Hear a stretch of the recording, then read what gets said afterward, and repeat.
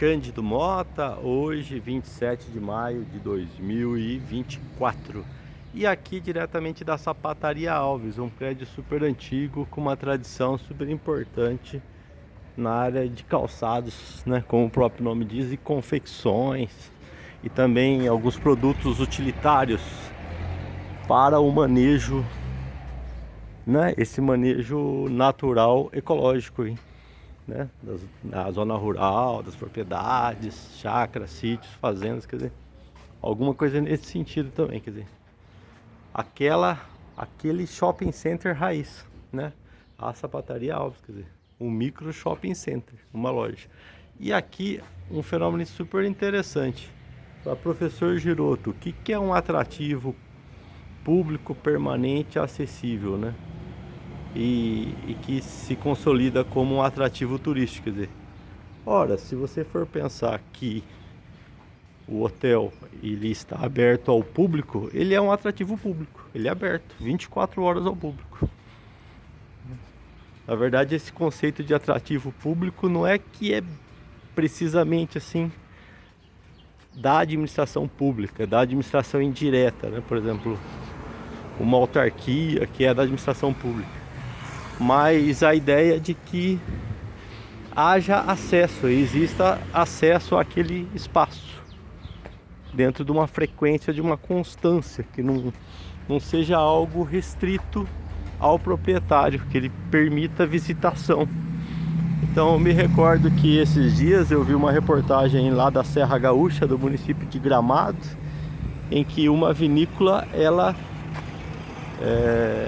tinha justamente essa característica, quer dizer, você agenda, ela é 5 quilômetros do centro de Gramado, município de Gramado. Aí se agenda uma visita e lá se faz uma experiência complexa, com enólogo, com sommelier, na degustação de vinhos, né, no entendimento do conceito daqueles vinhos, daquele terroir, né, aquele local específico que tem características próprias para produzir aquele vinho e não outro vinho. Quer dizer, você passa a entender um sentido aí daquele sabor do vinho. E então esse é um atrativo turístico. Ele é acessível, mas ele tem uma propriedade, tem ali um proprietário, né, uma família que administra e que é a proprietária daquela vinícola, aquela produtora de vinho. Então, a história desse hotel aqui, do Hotel Vieira, ele foi construído em 1917. E quem me disse isso foi o senhor arquiteto Alfeuzinho, né? Nos últimos anos aí, eu estive em contato com ele e ele me contou sobre essa história. E nós chegamos à conclusão sobre os 100 anos do Hotel Vieira, né? Que foi em 2017. Então é evidente que é um atrativo turístico e a pessoa necessariamente não precisa se hospedar nele, mas para saber um pouco, mas como Cândido Mota e a população aqui vivia em 1917.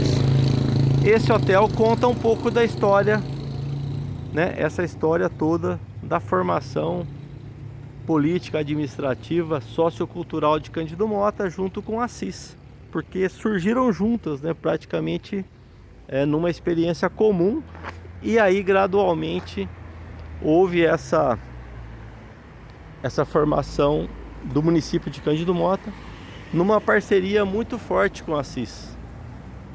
E é feliz essa parceria, mas ela ainda pode melhorar. Eu acredito que nós ainda não encontramos o equilíbrio necessário Assis Cândido Mota Assis, junto com Paraguaçu Paulista e Palmital, quer dizer, nesse eixo dessas 4 cidades, que poderiam formar aí um primeiro bloco do que seria